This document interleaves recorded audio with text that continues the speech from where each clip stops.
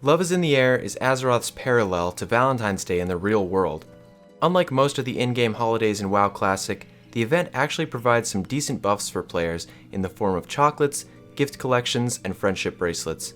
Of course, there are still fun and unique cosmetics to collect as well, like you'd expect for any Warcraft holiday. There's also a questline to complete, which takes you on a journey to investigate the sudden epidemic of infatuation that's plaguing each city's guards and citizens alike. This is the complete guide for the Love is in the Air event in World of Warcraft Classic.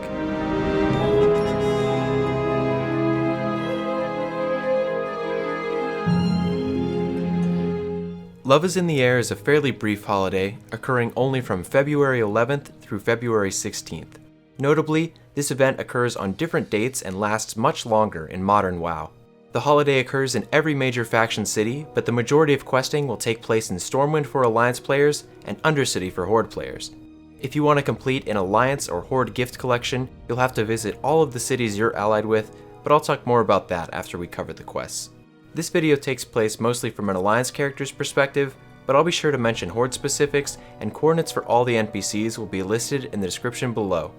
Also, all the quests discussed in this guide can be completed by any level character and don't require you to engage in any combat, but you may pass by some level 20 to 31 mobs in the final part of the questline.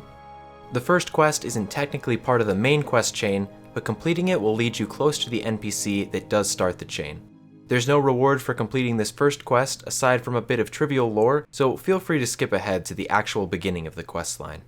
You can obtain the quest Dearest Colora for Alliance and Dearest Elenia for Horde from different NPCs near any of the major cities, but its completion will be in Stormwind or Undercity, so it's best to just start the quest in those locations since that's where the rest of the questing will be anyways. Alliance players can start the quest by speaking with Lieutenant Jokran Heldrick outside of Weller's Arsenal in the Trade District of Stormwind, and Horde players can start the quest by speaking with Deathguard Tor near the base of the Zeppelin Tower in Tirisfal Glades. All the potential NPCs who give you this quest have developed a crush on the aforementioned Colora Dean or Elenia Hayden for one reason or another, and ask you to bring her a love letter they've written for her. Lieutenant Jokran Heldrick worries about his sweetheart Colora as he rarely gets time with her due to his job of keeping guard at the gates. Deathguard Tor was once engaged to Elenia, his childhood sweetheart, and although several years have passed, she's begun to frequently occupy his thoughts and he desires to see her again. Colora is located fairly close to Lieutenant Jokran, and she can be found near the mailbox at the foot of the bank steps in Stormwind's Trade District, whereas Elenia is found near the bank in the center of the Undercity.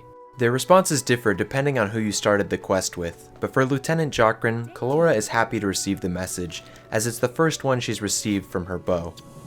She ponders how her name would sound upon taking his last name, before noting that she's getting ahead of herself and thanking you for the message. Elenia's response is similar for Deathguard, but takes on a more melancholy feel considering the nature of how the Forsaken came to be. It brings back memories from long ago. She mentions her name was almost Elenia Tor, and reminisces on their wedding plans and how they sought to spend the rest of their lives together, before snapping back to the present and stating, "But if he saw me now, I doubt he'd even see Elenia in me. Only cold flesh and a dead heart."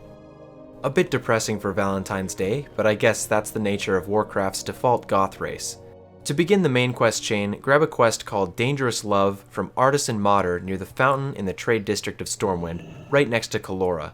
Horde can get the quest from Fenstad Argyle, who is also right next to Elenia at the bank. Modder is highly skeptical of the outbreak of love across the city, stating it's an eyesore and at worst could threaten the safety of the Alliance itself. He wonders what would occur if the guards themselves had been taken in by this strange affliction, and asks you to investigate if this is the case. The quest requires you to get a Stormwind Guards card. This can be obtained by speaking with a Stormwind Guard that has a heart over their head and giving them one love token. Love tokens can be purchased from the innkeeper nearby. You'll want to grab a few stacks as these will be used later for creating gift collections. You'll also want to buy some perfume and cologne, each with 10 charges that last for 1 hour, as these let you speak with guards and obtain gifts from them. You'll also need to turn in each of these for the following quest. Female guards will respond to players wearing cologne, and male guards will respond to players wearing perfume. Conveniently, the Undercity guards aren't picky and will respond regardless of whether you're wearing perfume or cologne. Don't neglect to get one or the other, however, as you'll need to be speaking with guards and citizens in other cities that may be male or female for completing gift collections later on. The first guard you speak with will give you a Pledge of Adoration, which can contain a combination of the following items: 5 silver shafted arrows, a card, pledge, or homemade item, depending on if you got it from a guard or citizen, 2 to 4 unbestowed friendship bracelets, 5 handfuls of rose petals, 1 box of chocolates, 3 to 5 love fools, 1 bag of candies, and 1 lovely black dress, which is notably not bound on pickup, so it can be sold. I'll expand more on these items throughout the video. It also grants you the status of Adored, meaning you can obtain a pledge or gift of adoration for 1 more hour. The next guard or 2 you speak with should give you a guard card. There's also a chance that a guard could give you the status of Heartbroken, which makes you unable to receive any gifts or pledges from guards or civilians for 1 hour or until your broken heart is healed. Other players can use their unbestowed friendship bracelets to fix this status, which helps you out and gives you a friendship bracelet in your inventory. This item isn't worth anything, but you can always hang on to it to remember the holiday. The player who gave you the bracelet will in turn receive the Power of Friendship buff, which gives them plus 200 HP for 1 hour. Dying or logging out won't remove these debuffs, but as long as your server is somewhat active, you can usually find someone through trade or general chat close by that will help you out by giving you a bracelet. Once obtaining the card, return to Modder or Fenstad to complete the quest. Upon completion, you'll be offered the quest Artisan's Hunch. Modder notices that there's been a few new fragrances in the wind, which could contain some foul alchemy, clouding the judgment of guards and letting them neglect their duties. He asks you to bring a bottle of cologne and perfume to Morgan Pestle, who is inside his shop, Pestle's Apothecary, located close to Modder in the Trade District. Horde players will need to take the bottles to Apothecary Zinge in the Apothecarium of the Undercity. Once you turn in the quest, Morgan thinks the artisan is overreacting and has forgotten what it's like to be young and in love. However, he agrees to humor him and investigate the scents. Morgan will give you a new quest, Morgan's Discovery, where he finds that there is in fact traces of substances used in love potions and insidious mind-altering drafts. It isn't unheard of for perfumes to have some of them, but a few of the ingredients appear to be unusual. Return to Modder and give him the results, and he offers to repay you for the purchase of cologne and perfume by giving you a box of chocolates and a handful of rose petals while he contemplates our next move. The box of chocolates contain a random assortment of different chocolates that provide 1 hour buffs as well as a useless empty wrapper. The possible buffs include Buttermilk Delight, which increases your defense by 13, Very Berry Cream, which increases damage done by spells by up to 23, Dark Desire improves your chance to hit by 2%, and Sweet Surprise increases your healing done by magic spells by up to 44. It's important to note that these buffs won't stack with the various Blasted Lance buffs, so keep that in mind. The handful of rose petals can be used on a nearby player or NPC and will shower them in a cascade of petals for a brief amount of time. Modder will then offer you the quest Tracing the Source, where he notes that there's been an unusual amount of foot traffic heading in and out of the Gilded Rose, which is the nearby inn. He requests you to speak with Allison, the innkeeper, and find out where she's obtained the perfume and cologne that she's been selling. Horde players should speak with innkeeper Norman in the Undercity Inn. Allison remarks that the products have been in high demand, and if there's something wrong with it, she'd like to know too. She claims that she bought her supply from a merchant named Everett Sorasam, who was new in town and was going to deliver some goods to the Finest Thread. Head to the shop, the Finest Thread, which is in the Canal District, just to the left of the Cathedral Square, and inside you'll find Everett Sorasam. Horde players will want to speak with Mara Rennick in the tailoring shop in the Magic Quarter. Everett says that his fragrances are the hottest items this season, and that you're the 6th person this hour to inquire about them. He says his supplies are all sold out, and if you'd like some, to speak with Allison. He'll have a new quest for you, The Source Revealed, that starts the last major part of the quest chain. Our character presses him harder, accusing Everett of treason. Everett denies this assertion, and claims he is just wishing to ease the painful ritual of courtship. To prove he means no harm, he says he'll name his source. Everett purchased the fragrances through a goblin middleman and a man named Staffrom Laurent, who works in the foothills over Hillsbrad past the mysterious Ravenhold Manor. Reaching Staffrom is a bit confusing, so I've created a map that show Alliance and Horde walking routes to make it a bit easier. I'll post a link to this in the description below if you'd like to download it or get a closer view. Staffrom's location is technically in the Alterac Mountains, but you'll need to follow a path in the Hillsbrad foothills to find him. Alliance should fly into South Shore and Horde into Terran Mill. Horde players will head east out of Terran Mill, and Alliance players will head northeast from South Shore, but still stay on the left side of the river.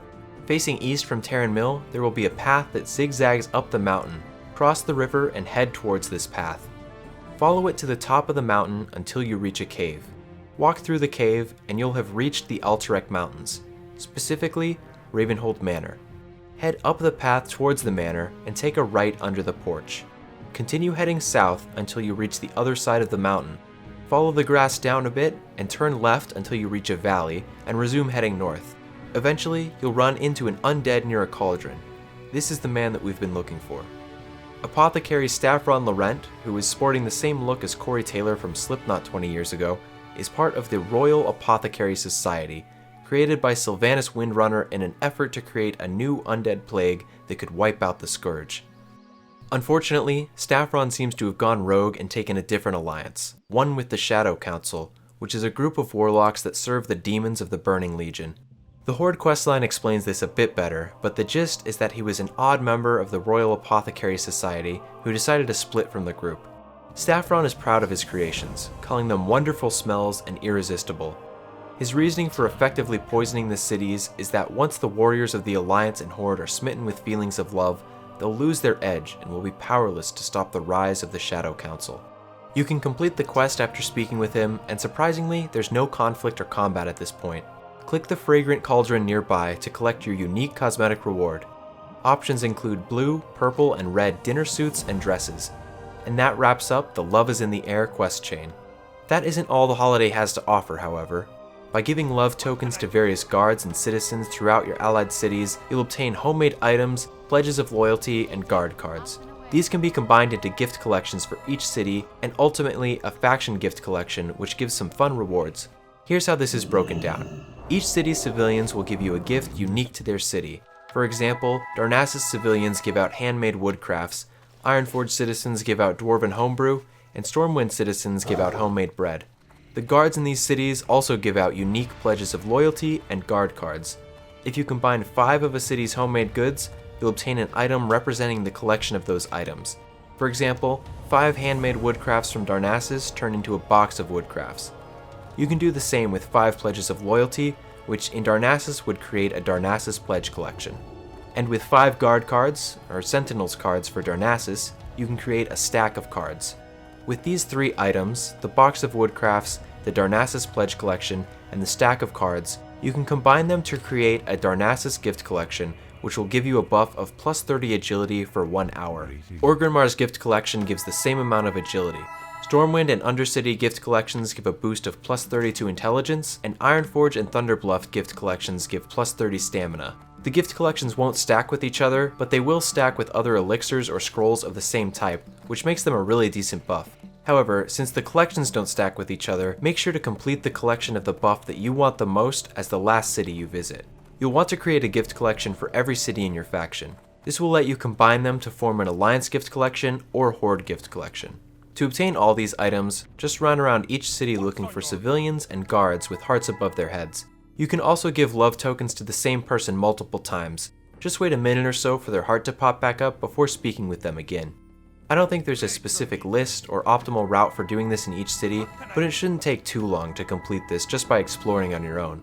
Civilians will only give you 1 type of homemade item, and guards will only give you cards or pledges, so be sure to keep track of how many of each item you have. Keep in mind, Stormwind has both male and female guards, Darnassus has only female guards, and Ironforge has only male guards. Thunderbluff and Orgrimmar can have male or female guards, and Undercity guards could care less about what fragrance you're using. You'll find both male and female citizens in any given city that will require you to switch to perfume or cologne if you want to receive a gift from them.